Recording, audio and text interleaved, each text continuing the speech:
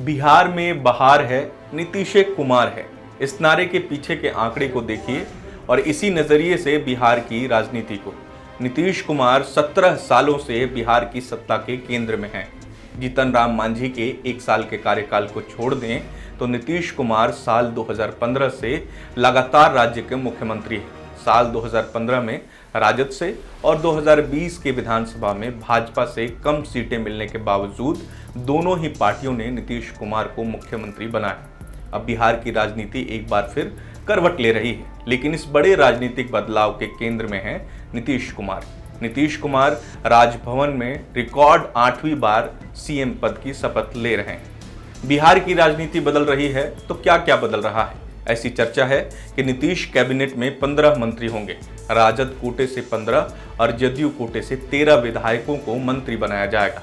4 मंत्री पद कांग्रेस और 1 सहयोगी दल हम को दिया जाएगा। जदयू के पास ही गृह विभाग रहेगा।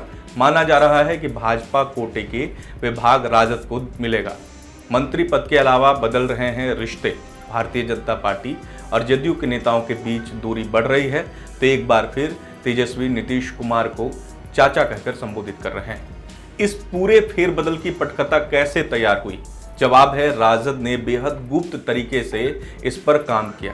पिछले दिनों सियासी भूचाल की आहट सूबे में आने लगी तो इस बीच राजद ने एक बड़ा फैसला लिया। पार्टी ने अपने सभी प्रवक्ताओं को पद से हटा दिया। अब राजद में तेजस्वी यादव के बयान को ही पार्टी का बयान माना जाएगा। इस पूरे फेरबदल में नीतीश कुमार का बयान अहम है। नीतीश कुमार ने कहा कि यह सिर्फ उनका ही नहीं बल्कि पूरी पार्टी का फैसला है। उनके पास 164 विधायकों का समर्थन है। कुल 7 पार्टियां मिलकर इस सरकार को चलाने वाली है। हर कोई साथ मिलकर जनता की सेवा करने वाला है। अरे तेजस्वी, इस सरकार का ड्यूरेबिलिटी क्या है? इस सरकार का स्थायित्व क्या है? आप लोग कितना इन्वेस्टेड हैं इस सरकार में? कितने दिन तक ये सरकार चलेगी? बिना इंटरेस्ट के, और ये कोई अपना इंटरेस्ट नहीं है, ये बिहार का इंटरेस्ट है, बिहार के नौजवानों का इंटरेस्ट है। बिहार की राजनीति पर भी एक नजर जरूरी है ताकि आप अब की राजनीति को और बेहतर ढंग से समझ सकें। साल 2005 के फरवरी महीने में चुनाव हुआ, किसी को बहुमत नहीं मिला। हंग असेंबली की तस्वीर उभर कर आई।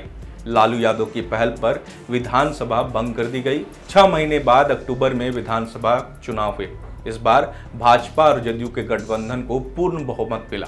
जदयू को 88 सीटें मिली और सहयोगी दल भाजपा को 55 सीटें। दोनों दलों को मिलाकर सदन में पूर्ण बहुमत 122 की जगह 143 विधायकों का समर्थन हासिल हुआ। यह सरकार पूरे 5 साल चली। साल 2010 में विधानसभा चुनाव आया। भाजपा को 102 सीटें मिली और बड़े भाई के रूप में जदयू ने 141 सीटों पर अपने उम्मीदवार खड़े किए। जदयू को 115 सीटें आई और भाजपा की झोली में 51 सीटें मिली। गठबंधन के पास बहुमत की 122 सीटों की तुलना में 206 विधायक जीतकर सदन पहुंचे। इस तरह नीतीश तीसरी बार सीएम बने।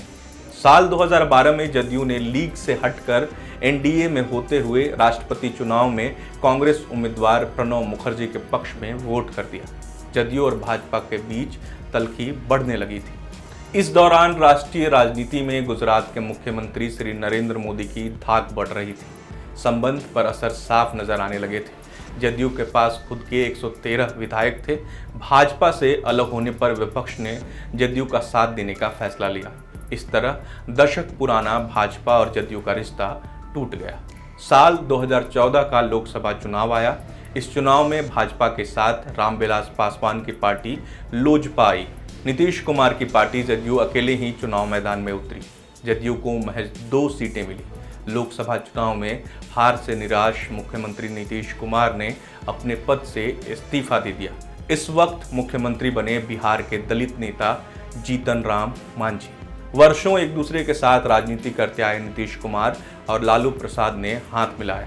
भाजपा के खिलाफ 2015 के विधानसभा चुनाव लड़ने की घोषणा कर दी। नीतीश और लालू की इस टीम में कांग्रेस भी शामिल हो गई। मुख्यमंत्री नीतीश कुमार ने इसे महागठबंधन का नाम दिया।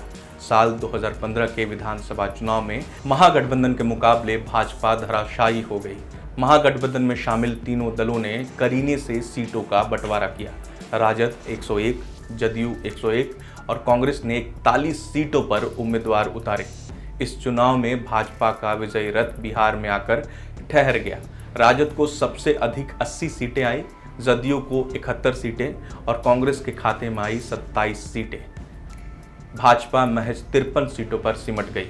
नीतीश कुमार एक बार फिर बिहार के मुख्यमंत्री बने और उप मुख्यमंत्री बने लालू के छोटे लाल तेजस्वी।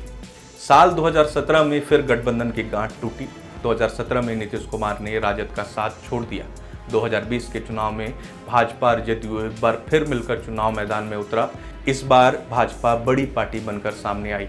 इस चुनाव में जदयू के 43 विधायक जीते, जबकि राजद के सबसे अधिक 75 विधायक सदन पहुंचे। और ये साल है 2022 का। बिहार की राजनीति का समीकरण और गठबंधन एक बार फिर बदल रहा है।